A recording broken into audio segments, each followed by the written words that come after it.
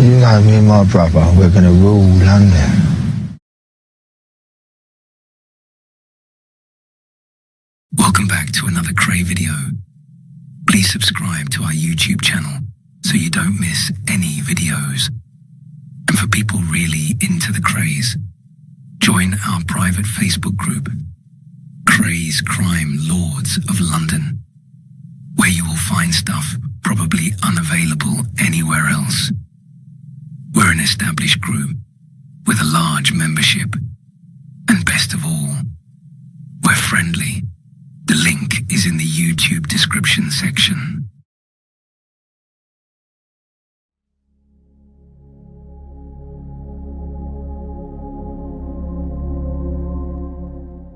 My name is Leonard Ernest Reed. I was known by everyone who knew me as Nipper Reed. I was born in Nottingham on the 31st of March in 1925. During my working life, I was a policeman and rose to the rank of Chief Superintendent of the Metropolitan Police's murder squad. I led the investigation into the arrest and eventual conviction of the Kray twins and their firm in 1968 and 1969. Away from my police work, my passion was boxing, and I became a boxing administrator, a position I held for many years. Here is my story.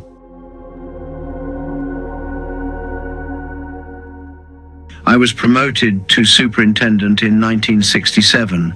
At that stage in your career, you normally go to see the assistant commissioner to receive both congratulations and details of your posting, which usually meant serving on a division for 4 years, and then, if you had a run of luck in solving serious crimes and murders, it was off to the murder squad. This was the crème de la crème. It was what being a detective was all about, and everyone who was, or wanted to be, a detective had the squad in his sights. This was Scotland Yard, and these were the people who had given Scotland Yard its international reputation, making them the envy of law enforcement agencies all over the world. I had been involved in a number of murders, including the ongoing buggy inquiry. I had done myself some good with the success of the World Cup squad, and I had achieved a bit of favorable notice in the right quarters.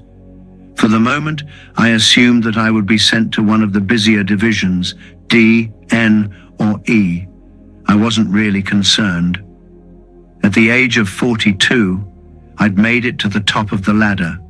I reported to the yard, and instead of seeing the assistant commissioner, I was marched in to see the commander, Ernie Millen, one rung down the ladder, whom I had met some 2 years earlier during the Kray investigation, and who was the head of the CID. He was known as Hooter, but I never discovered whether it was because of his nose, which was prominent, or because he had a voice like a foghorn. He was a big, heavy man with an abrupt manner who had a strong flying squad background and, like all who had served in it, thought it was the answer to all ills.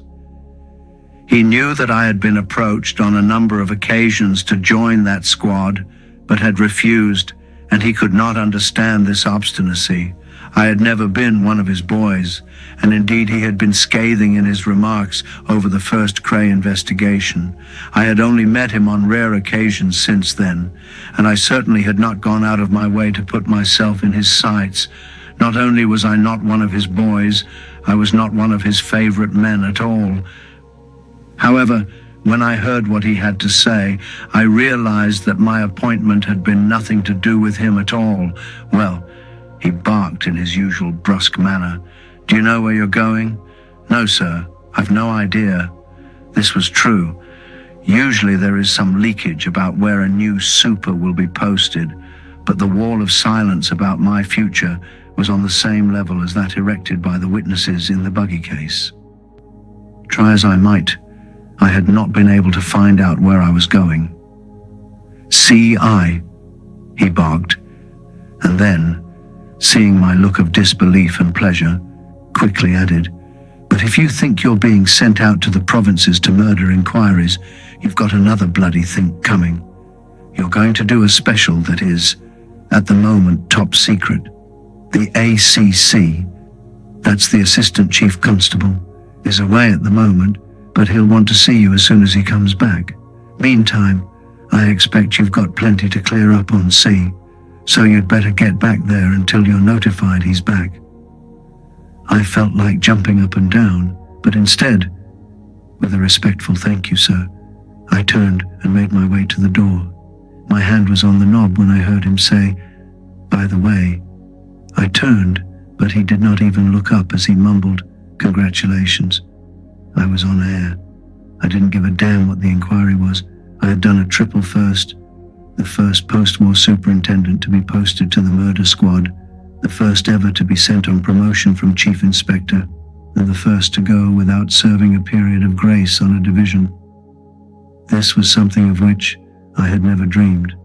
The murder squad was top of the pile, and I was delighted.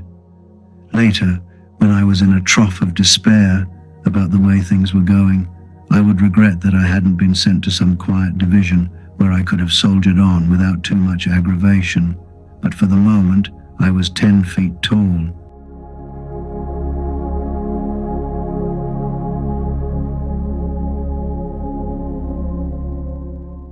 The call to attend on the Assistant Commissioner, Peter Brodie, came a few days later. Brodie, who had been Chief Constable of Stirling and later of Warwickshire before taking an appointment as one of Her Majesty's Inspectors of Constabulary, had graduated from Hendon College as a detective inspector under the Trenchard scheme. At the time of his appointment as ACC, he believed that as Joe Simpson was a relatively young commissioner, this was as far as he was going to go. When Simpson died suddenly, and John Waldron took over as a caretaker commissioner, Brodie saw avenues opening that he had not previously considered and thought he could make it to the top. What he had done, however, was to fail to take account of the interloper who had just joined the force, Robert Mark, who had just been outvoted for the post of Chief Constable in the newly amalgamated force of Leicestershire, and had joined the Met. He was only the second provincial policeman to be appointed to the rank of Assistant Commissioner, and, although it may not have been apparent then, he was to prove too formidable an opponent to Brodie. There was a preliminary skirmish, then a bit of close-in fighting, and Mark emerged the clear winner. But that was all in the future. For the moment when he saw me, Brodie was confident and assured. By that time, the Richardson gang had been broken, and Brodie was riding high. There was, however, a cloud partly obscuring the sun in which he was basking. He was not best pleased that the complainants in the Richardson case had initially gone to the Hertfordshire Constabulary and insisted upon seeing Jerry MacArthur, who had headed the inquiry into the great train robbery and was now Assistant Chief Constable of that force and the coordinator of the No. 5 Regional Crime Squad. The victims of the Richardsons considered, quite rightly, that MacArthur was trustworthy, and it was to him alone that they were prepared to tell their stories of beatings and torture at the hands of the gang. They were emphatic in their assertions that they could not trust any of the CID in South London where the Richardsons operated, and MacArthur was obliged to take all their original statements.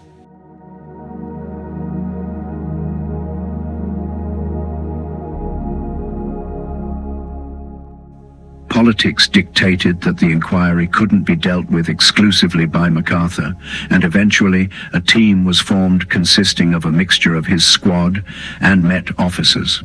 They worked very well together and were enormously successful. The Richardson brothers and many of their associates were arrested and charged with very serious cases of assault. They were jailed for long periods, and the credit for the inquiry was shared between the Met and MacArthur's team. His personal contribution to the operation was recognized by the award of an MBE. Brodie's belief was that if he could score again, his hopes of following Waldron into the big chair would be much improved. Unfortunately for him, the first of the scandals of the Met would break before the end of the decade, and with it would go his chance at the jackpot. That said, I thought he was a nice, if naive man, and one who was too much influenced by the people he consulted. He was often badly advised and was not nearly inquisitive enough about the information supplied to him. His great quality and his redeeming feature was his passionate devotion to the CID and his chaps, by whom he badly wanted to be seen as a good boss. Sadly, he was let down time and again by the men he had trusted and selected for promotion on the advice of others. Many were to feature prominently as defendants in trials at the Old Bailey throughout the 1970s. His wish for a well-publicized success was apparent when he spoke to me. "Mr. Reed, you're going to get the Krays." As soon as he uttered the words, my heart sank, and the pleasure of my promotion evaporated. I could hardly believe what I was hearing, although I had taxed my brain trying to figure what the special might be. I'd never even considered the Krays. Not them again, I thought. My God, I'd had enough of the difficulties and problems they had posed the last time around. I didn't need them again. Now Brody was in full flow, but I hardly heard him. "We've got rid of the Richardsons, and it's time we cleaned up the rest of London. The Krays have been a thorn in our sides long enough. Now you can do it any way you like," he continued, "but I'm looking to you to get the right result." When he saw the questioning look on my face, he realized his remark had been ambiguous and added, "I know you will wish to run this thing entirely properly and fairly. I don't even need to say that. It is important to nail these bastards." He had realized by my silence that I was not exactly overjoyed at the prospect on offer, nor was I affected by his apparent enthusiasm. "Always remember, we are here to help in any way we can." I wondered at the time exactly who the "we" were, and later I was to discover he should have added, "or hinder." Well, there it was. Now I knew my fate, and it gave me no pleasure. I thought, why me? Why not give someone else a shot?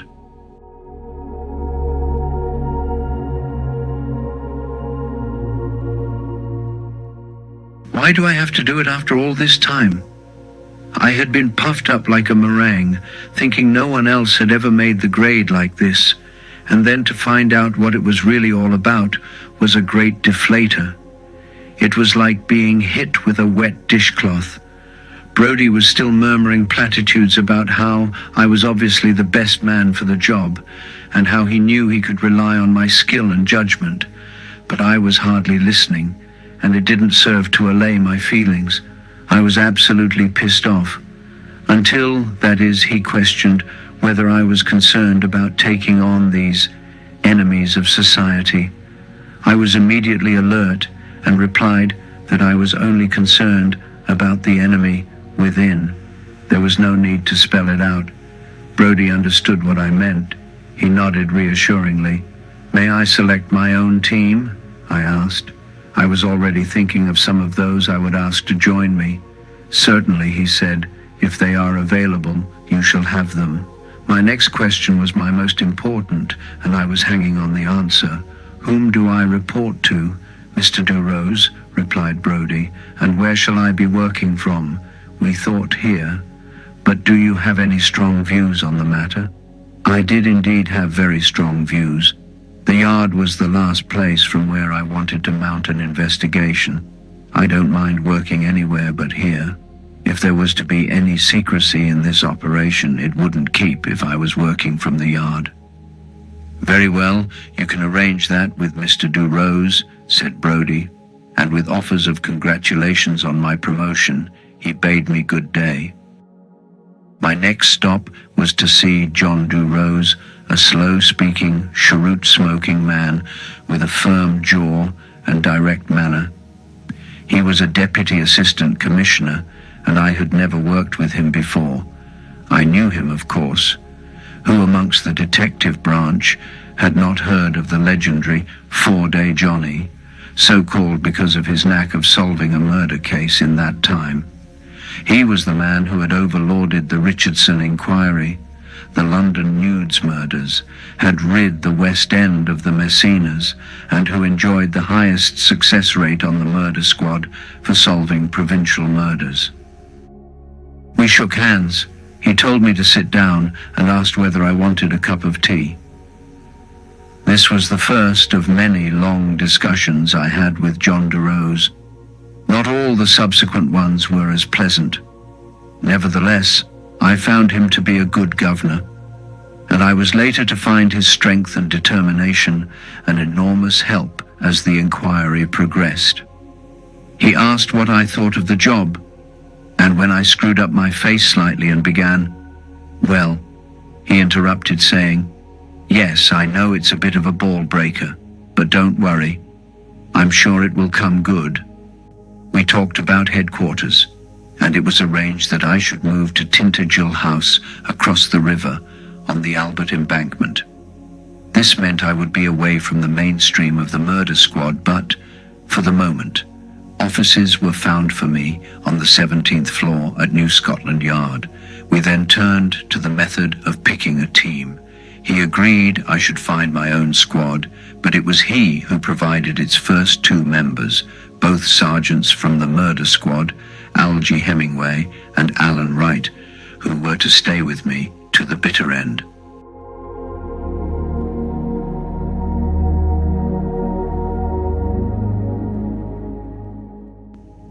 The three of us comprised the whole investigatory team for the first 3 months of the 6-month inquiry.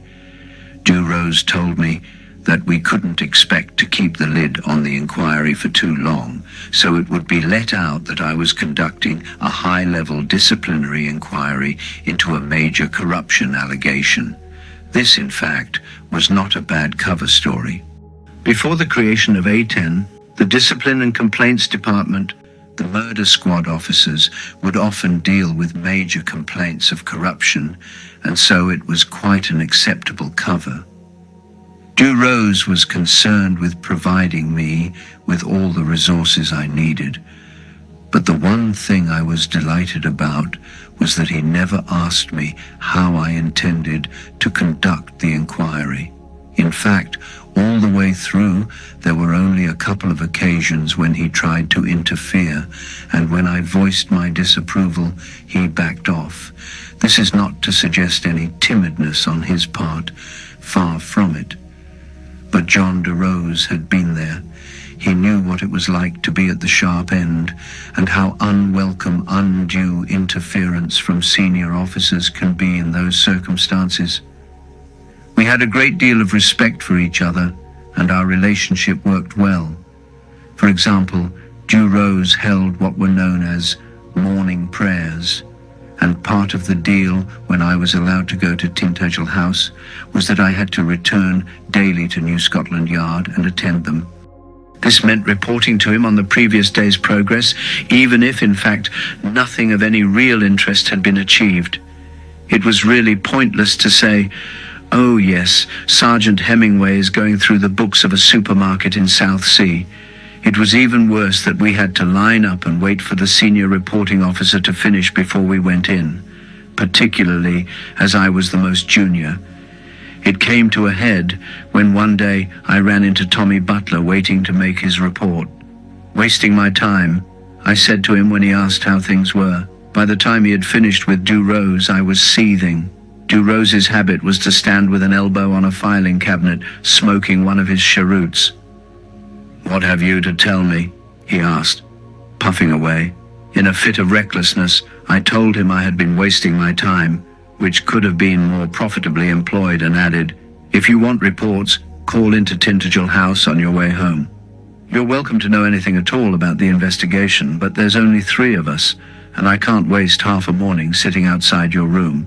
I expected a right rocket for being so presumptuous, but he took it in good part, and from then on he would call uninvited at Tintagel House, either on his way into Scotland Yard or on his way home for a chat to see how things were progressing. Even that he did infrequently.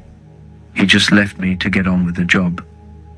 But for the moment I went to my office, and I have to admit, I was proud walking down the long corridor which housed the murder squad to see that already my name was painted on the door. I was by far the youngest member, and that, and my size, made me truly the nipper.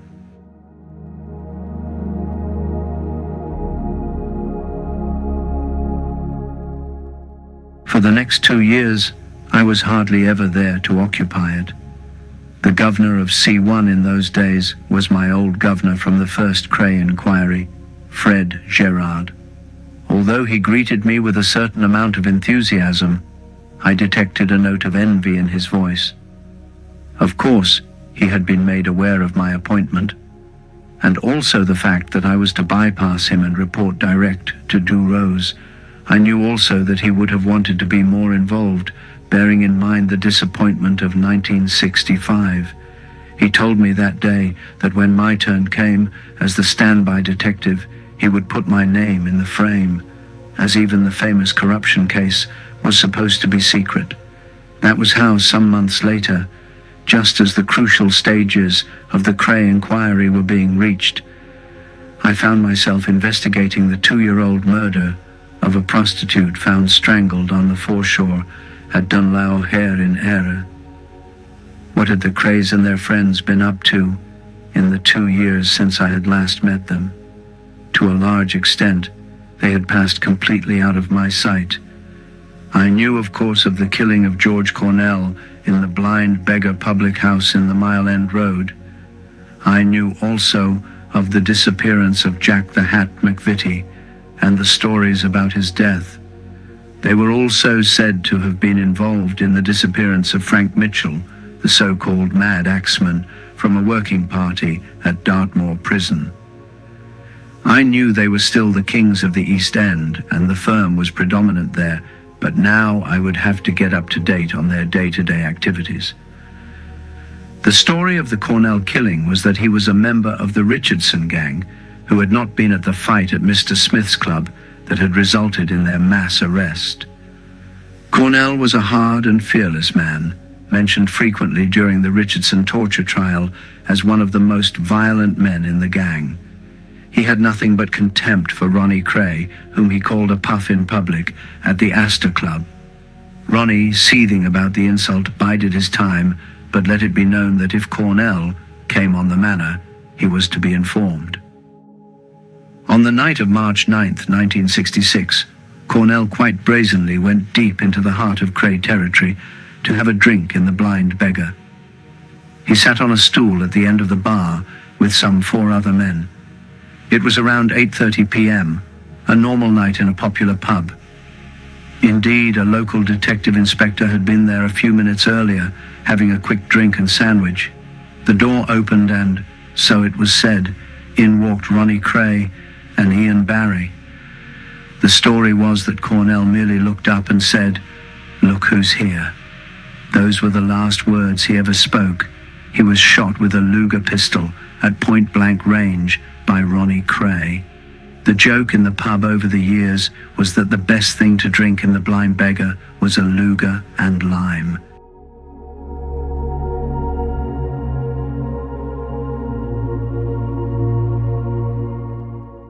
When the police tried to investigate the shooting, they met with a series of blank responses. No one had seen anything at all, but it was common knowledge in the East End that Ronnie Kray had killed Cornell. Indeed, later, as I began to reinvestigate this murder, one well-known East End villain told me, "Everybody knows Ronnie done it. Christ, they did everything but take the front page of the fucking Times to advertise it." I also knew that Tommy Butler had been sent by the Yard to investigate it, and even he, one of the most persistent and dedicated detectives, drew a blank. He organized an identification parade, but no one picked out Ronnie. He was forced to call it a day when he met the orchestrated conspiracy of silence. Cornell's widow, Olive, had mounted a campaign against them. She castigated them loudly and publicly and courageously. She'd been round to Fort Valence, the Kray home in Valence Road, screaming abuse and smashing windows. For this, she had been brought before a sympathetic magistrate who had fined her the derisory sum of £1. But as with so many matters involving the Krays, of hard evidence, there was none. It was also rumored that the firm had been involved in the springing of Frank Mitchell from Dartmoor. Poor Frank was one of life's tragedies. Since his escape, he had simply disappeared. An ox of a man. He had been serving a life sentence on the moor for aggravated robbery. His criminal career had been in the top grade for convictions, if not for achievement. Unfortunately for him, he was of limited mental ability. Born in the East End, he had attended special schools since the age of 8. So, unlike the real masters of crime, he was forever being caught. At the age of 17, he was sent to Borstal, and 3 years later received a second Borstal sentence. Within a month of his release, he had been sentenced to 3 months imprisonment for receiving a stolen revolver and ammunition. 6 months later, in March 1953, he went down for 21 months, and on the 2nd of December 1954, he received 3 years imprisonment. He was a most recalcitrant prisoner, and in the first 2 days of his sentence, he attacked a prison officer and was flogged. In July 1955, he was certified mentally defective and sent to Rampton, a secure mental hospital. In January 1957, he escaped and, whilst on the run, hit the occupant of a house into which he had broken over the head with an iron bar. On his capture, he was found to be in possession of an iron bar and hatchets. This time, he received 9 years. 3 months later, he was certified insane and was transferred to Broadmoor. He escaped in July of the next year and, armed with an axe, broke into a house and attacked the owner and his wife. On his arrest, he said, "I want to prove I am sane and know what I am doing." This time he received 10 years and life imprisonment to run concurrently. On his recapture, he was found not to be certifiable and was sent to Hull Prison, where during the attempted mass escape in April 1962, when his cell was opened by another inmate, he inflicted gross personal violence on a prison officer. On the 13th of May in 1962, he slashed another officer with a knife, and for this he was birched. On 6th of September, Mitchell was transferred to Dartmoor, at which time the Chief Director of Prisons wrote that he should be treated in an unexceptional kind of way and should be accorded only those privileges appropriate to the stage of his sentence. He emphasized that under no circumstances should Mitchell be employed outside the prison without reference to the commissioners for prison.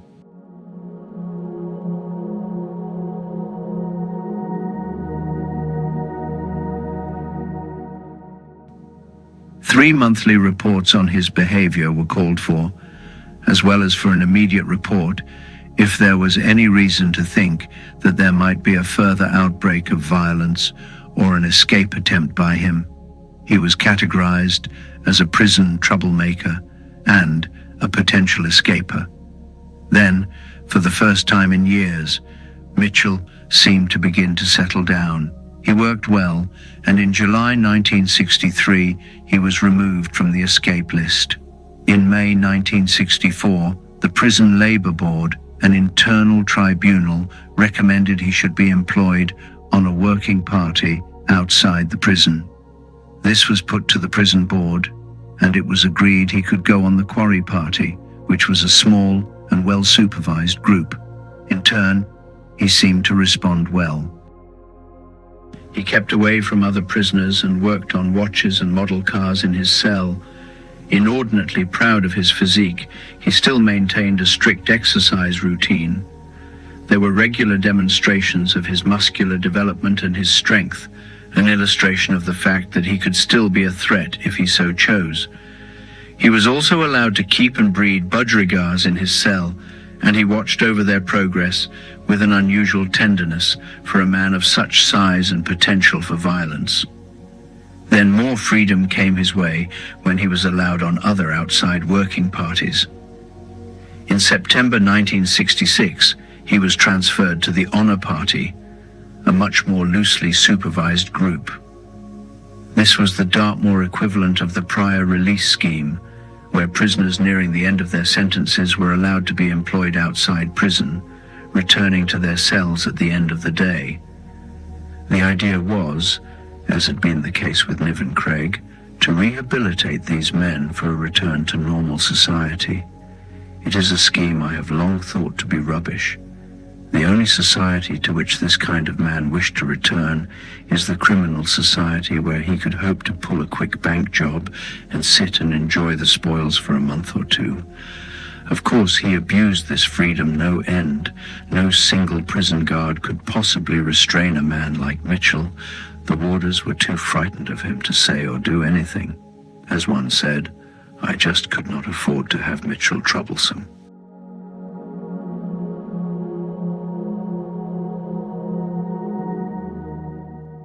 Instead of working on the honor party, Mitchell was free to do what he liked. And what he liked was to go off into local pubs, drinking and having occasional sex with women, the money for both of which was provided by the Kray firm, who sent men down to see him on a regular basis. Mitchell and a special friend became regulars at the Elephant's Nest at Horndon. Once he and his friend called for a taxi to take them to Tavistock, where they bought a budgerigar before taxiing back so they could rejoin the honor party. On the 12th of December 1966, he went with 4 other prisoners, under the supervision of one prison officer, in a minibus to repair fencing on a firing range at Bagatore on the Moor. That day, the weather was too bad for work, and after lunch the whole party stayed in a hut playing cards. At 3:30 p.m., Mitchell asked if he could go and feed some ponies in a nearby field. 50 minutes later, the prison officer took the other 4 men to the point where they would be picked up by the prison bus, but there was no sign of Mitchell. At 4:40 p.m., the police at Oakhampton were told of the escape and routine police measures were initiated. But by then, he was miles away, heading back to London in a brown Rover hired by the firm for the occasion. At 10:24 a.m. on the 13th of December, Mitchell's prison clothing was found in a lay-by on the A30, some 30 miles from Tavistock. It was then assumed that he had made good his escape.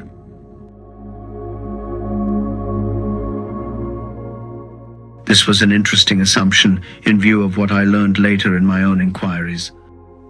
The next thing that was heard of him was from the newspapers. The Mirror and the Times each published letters signed by Mitchell and bearing his thumbprint impression on the bottom. Each asked for a release date. The Home Secretary of the day indicated he would be willing to speak to Mitchell, but when this caused an outcry, he amended his offer, saying it could only happen after Mitchell's surrender. The Krays were known to have been friendly towards Mitchell, and it was rumored that members of the firm had helped in the escape. Then the stream of letters dried up, and there was no further word from Mitchell.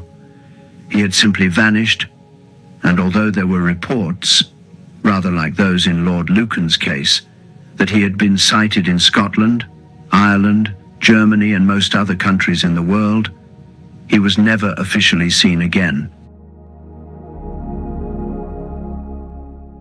The story will continue in the next part. Thank you very much for your time watching. I hope you are enjoying it. I'll see you again soon.